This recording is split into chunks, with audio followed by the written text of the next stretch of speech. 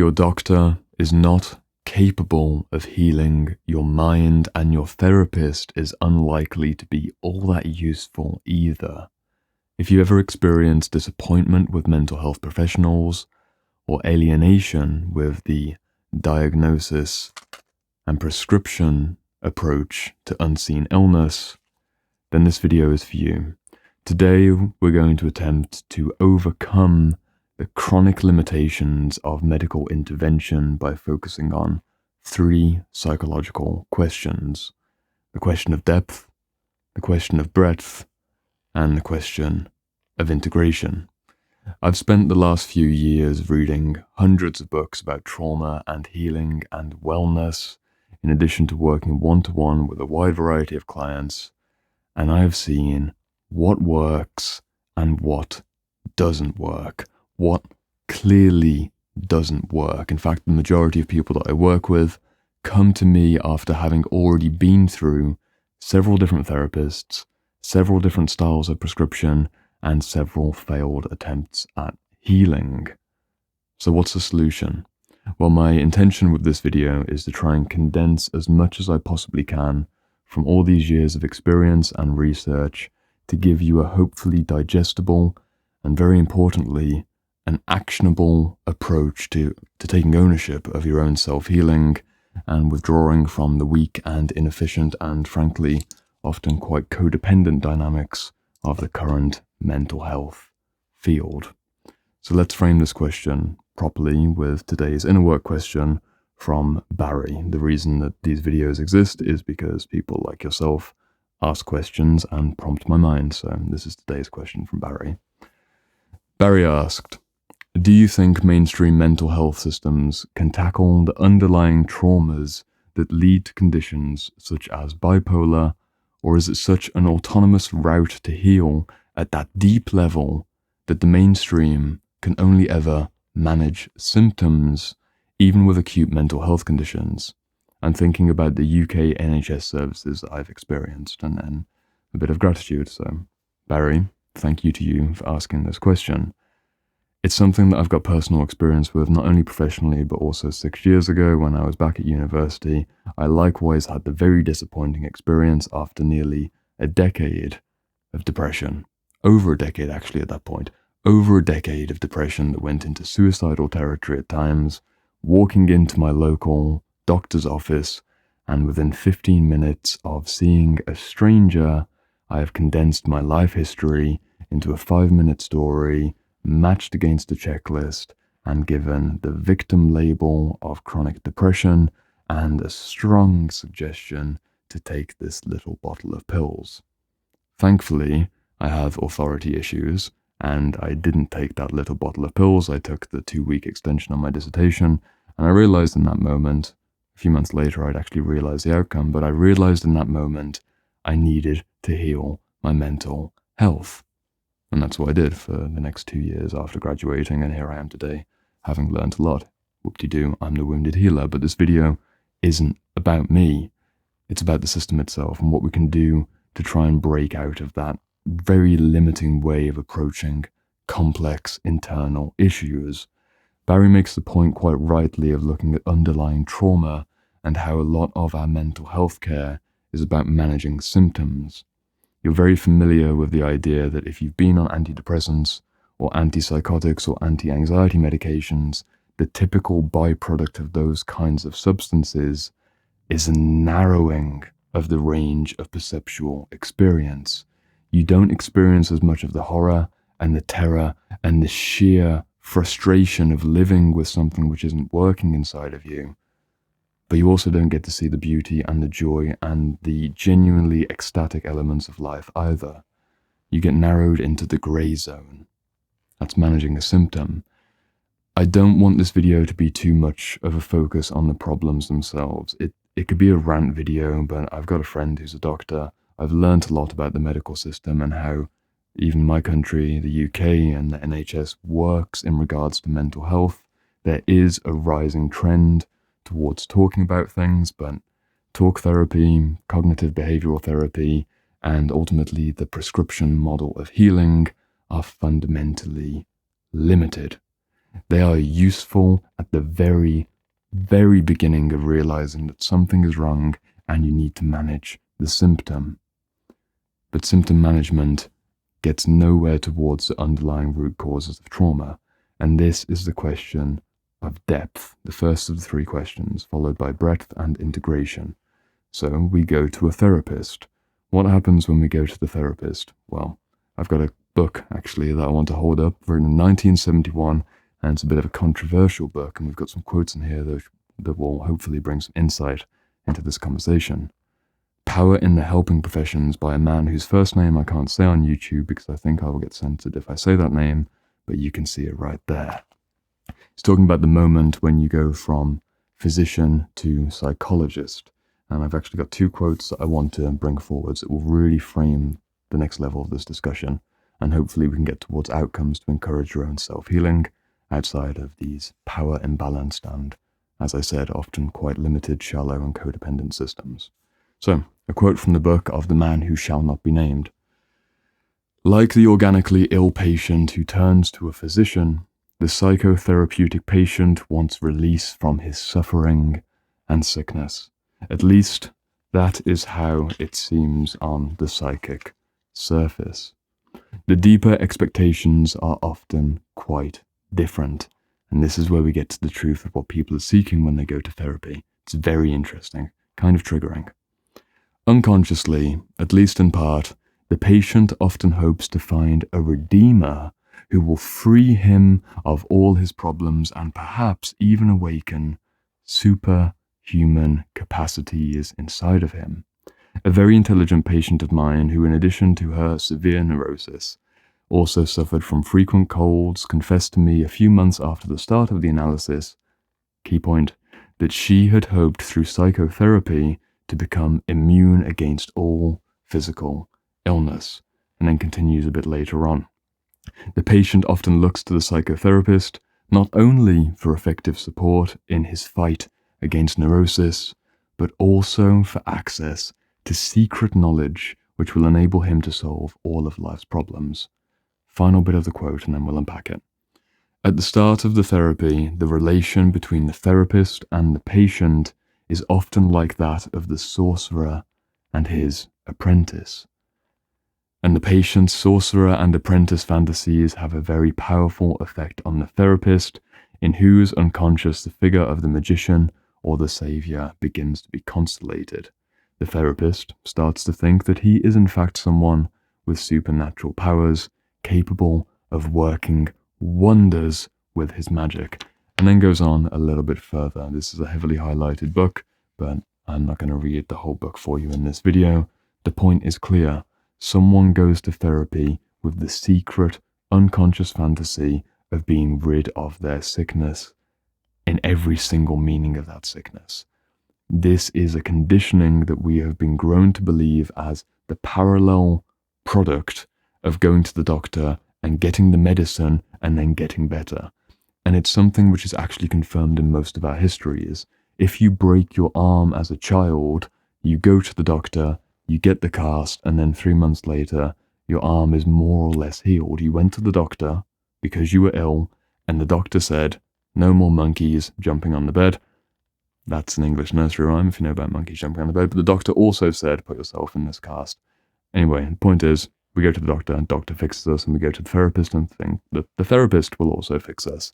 It's just not the case. That's not how it works. Second quote a little bit later, and I'll tell you why it doesn't work. We're going to skip to the end point though, and I'm going to put this book down. This is why therapy doesn't work, and this is why we need a holistic, deep approach to underlying traumas. After he who shall not be named has kind of spent in intervening chapters basically destroying the usefulness of therapy, even as a psychologist and a therapist. Quite a controversial read. I do recommend you pick it up for yourself. We have this quote. By this time, the reader may be wondering if the entire undertaking of psychotherapy is condemned to failure from the outset, or at best only feasible for psychological geniuses. The reason that he says this is that in a previous chapter, he makes the very wise point that the person who gets the most out of therapy is the person who has the genuine level of introspective capacity to actually benefit from the new information which is coming within. Someone who's got imaginative, creative, spiritual, empathic faculties inside of themselves is going to get so much more from the male or female therapist that they're talking with and working with, because they've got the ability to hold greater psychological truth. An important point that maybe I'll return to in a different video. Anyway, the quote continues. Many therapists who are aware of this complex problem draw comfort from the naive belief that they can master the situation through a careful training analysis and subsequent conscientious examination of their own unconscious. But I do not believe this view to be tenable. Let's end the quote and then we'll unpack it, both of these quotes together. My remarks seem to be growing increasingly pessimistic, yet they would appear to be confirmed by the countless bitter internal disputes among psychotherapists themselves. Final sentence. There are few fields in which internal conflicts are fought in a more unfair, unconscious, and destructive manner than among analyzed, official, and allegedly conscious, literally in the quotes, conscious psychotherapists. What do we make of all that? We have the question of depth and the question of breadth coming together ultimately, and then we'll talk about integration. When we go to the therapist, we are seeking a solution to our problems, but the issue with therapy is that therapy is not a singular thing. There are multiple therapies that operate at different levels of our being, so the obvious reason why the doctor model doesn't work is that you cannot go in for your mental health without focusing on the lifestyle and the history, and particularly the childhood history, which led you to this moment in your 20s, your 30s, or your 40s, where you're in the doctor's office. It's the most obvious truth that you have a patient in your office who is chronically obese and they're depressed, and somehow, strangely, the doctor cannot make the connection that they might be depressed because their body is severely unwell. Or perhaps you have the patient who comes in and they've got a horrific skin condition, which is the product of a very, very poor diet. They're otherwise in normal, healthy body weight range. They've actually got a little bit of muscle on them, but they are breaking out and they are full of obvious signs of inflammation. And you get the prescription for some anti-acne medication, forgetting that perhaps acne and inflammation may have something to do with a deeper psychological truth or unresolved trauma. Not everything is due to unresolved trauma, but for the sake of this conversation, there is a lot which is missed. Stage 2, we go to the therapist and we try and look at the unresolved trauma. And if you read and study some of the books which I recommend on this channel, I think I held up about 200 books last year in 2022. There are many suggestions. Please read the books. You will start to see that there are many different patterns of trauma which live inside of us as frozen experiences. This is the obvious, well, from my perception, perhaps it's obvious, but it's quite shocking actually when someone realizes for the first time. The shocking sudden realization that their inability to speak up in the world is actually due to a repressed memory from the past, and then they do some somatic physical therapy work, and lo and behold, several months later, they are free of that particular symptom. But that's if they find a somatic therapist. And the majority of therapy that we have out there right now is talk therapy. And talk therapy, especially talk therapy without accountability and action wedded to the result of each session, is near worthless. That's a controversial thing to say, but the reason I want to say that it's near worthless to have talk therapy alone is that the session is not the same as the life. The 1 hour or ideally 2 hour session with your therapist once a week may give you insights to follow through in the week ahead, but I see a tragically weak approach with most therapists who have not learned the best principles of coaching, general basic life coaching, and positive momentum to actually make change based on the revelation. It's why in my sessions, I end every session with accountability, and the person who I'm working with knows that we are going to begin the very next session a week or sometimes 2 weeks later with the follow-through of what we just unpacked by a talk therapy approach or an imaginative approach or maybe even a physical exercise during the session. It's always continuing. And this takes us to the question of integration. We've not only got the depth of the insight, we've not only got the breadth of the person's being at the emotional, physical, psychological, and spiritual levels, we have the integration part. The reason that the medical mental health system does not work is that there is not enough accountability to integrate the genuine psychological truths and healing stories which come through during the analytical session. It just doesn't work. You can't go from insight to insight to insight to insight and expect that you can hold all of that new information without digesting it. You need to swallow and chew and make it a part of yourself. That's what it means to integrate. So what can you do to integrate these psychological truths over time? You literally accept that it takes time. The reason that I hate these little pills and the whole approach of taking a little pill, these are paracetamol, by the way. I occasionally, a couple times a year, may use some paracetamol if I want to take the edge off of something. So I'm not, against the entire use of medication. But these pills are not to be used as the way of actually healing the thing itself. They take off the symptom. And sometimes people use therapy as the psychological equivalent of taking a pill. They go to the therapist's office, they will cry, they will rage, they will vent, they will get a revelation or two, and it's the equivalent of taking a 1 hour cathartic pill and feeling a little bit uplifted for maybe the next day or two. But then guess what? They come back to the therapist's office and then they have another pill, and they continue this for years. And this really irritates me. This is something that I never, ever want to be known for. Multiple years of never-ending, chronically liminal therapeutic space where there is no obvious end.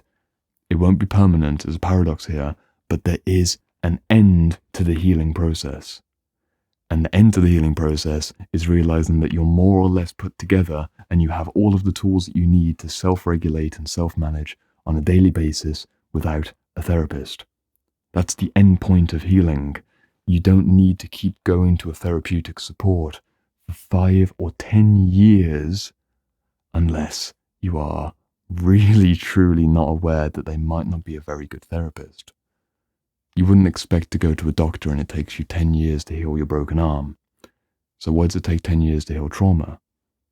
It might, but in most cases we could go a lot quicker, and the way to go quicker is to actually digest the information which has been received. The depth and the breadth becomes integrated with the action and the lifestyle change.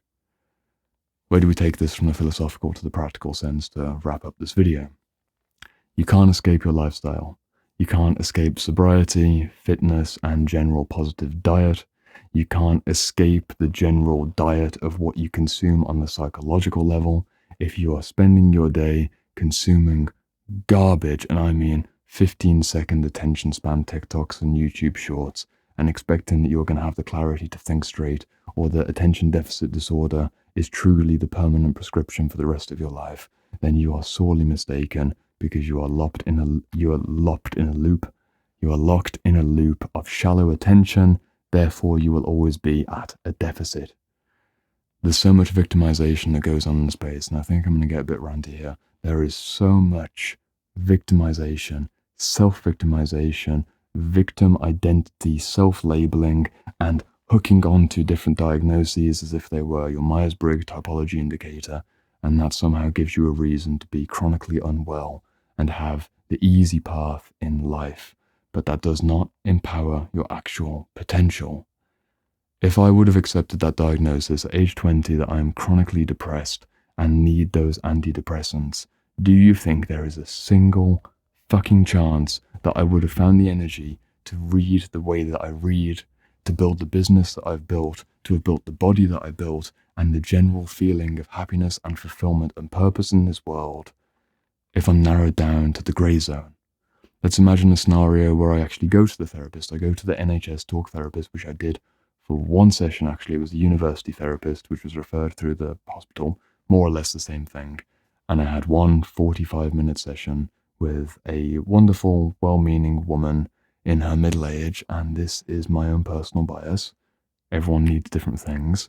But as a 20-year-old man who's into fitness and academic excellence, to go into an office with an out-of-shape, middle-aged woman who's telling me that it's okay to just slow down and it's okay to just do the very basic cliche advice, right?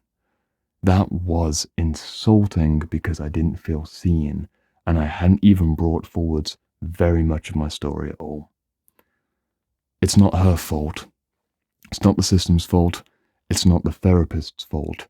It's just a lack of genuine, embodied, intelligent awareness of what it takes to heal a person at every level of their being, and for our medical professionals to be living role models of that. There is nothing more discouraging than going to a fat doctor. I mean this, a very, very fat doctor. If someone's a bit overweight, sure, I get it, stress. But going to someone who's 250 pounds and getting advice about your own health issue, it's a clown world. It's a genuine clown world, in the same way that if you went to a therapist and if let's say their wife comes in during the session, you're doing a Zoom session, and they just said to you that you need to be compassionate with people during conflict, and they turned around as their wife accidentally came into the room and then shouted at her, got up and literally punched her in the face, it would be obvious to you, I hope, that this person is not an example of what they're trying to share with you, therefore the energy has too much of an incongruence and it will not work. It won't create a proper healing relationship. I'm ranting. The point is, there are many weak and inefficient therapeutic supports out there, but you do not need to anchor yourself to any external therapist. And this is such an interesting thing to say, because all of my finances depend upon my mentorships. I don't work as a therapist exclusively, and I don't work as a coach. I work somewhere in that in-between of massive trauma and massive potential with people who are pretty gifted across the board, and I love that work. And yet this channel is all about trying to give you as many free resources as I possibly can, that you do not need to work with me or anyone like me or anyone in the vague possible sense of being a therapist if you just go to the books of even better therapists, most of whom are dead. The quality of care has decreased. The quality of depth and the awareness of the breadth of being has decreased, which is why you need to read, honestly, somewhere between 50 to 100 books on healing to get a proper view of what it means to be healthy, to have a proper awareness of how trauma works and exists and can be healed, and to understand psychological depth as defined by your unique complexity, and escape the codependencies of going to an office and effectively asking a therapist to fix your broken mind. It just won't work. How do we wrap up this video? Barry asked me, is the mental health system always going to be limited to managing symptoms and not addressing underlying traumas? Yes, and it will only get worse. I'm not interested in fixing the medical health system. I'm not interested in a grandiose proclamation of putting forward some great story of how we could heal the world through better mental health support. You and me are here in this moment. You can use all of that motivation that you have right now to go and research for yourself, to put in the lifestyle practices to heal yourself, because otherwise, who else is going to do it for you? You can't rely upon the systems which are here. Through a variety of tragic circumstances, they are no longer effective.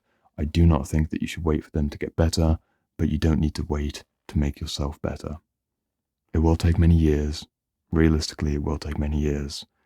But you don't need to be bound by a diagnosis like depression or anxiety or ADHD when you realize that they are shorthand conglomerate terms for complex issues which can be traced back thread by thread based on your unique history, but you'll have to be the investigator of your own internal archaeology. I can't do that for you, which is why I hold up all these books of people that can guide you piece by piece. And if that's all I can do here, and I'm trying in many hours per week for many years, and you're not picking up those books and reading them, but still expecting the doctor to heal you, then there's a bit of an unconscious disconnect there, and it will keep you limited. But you're in control, and I trust you to make your own decisions. That's it. Next video is on the topic of evil, and we're going to be addressing if humans can indeed Be Born Evil. Quite a bit of a jagged entry, but I'm pretty sure you'll probably be interested in that one as well. Check it out.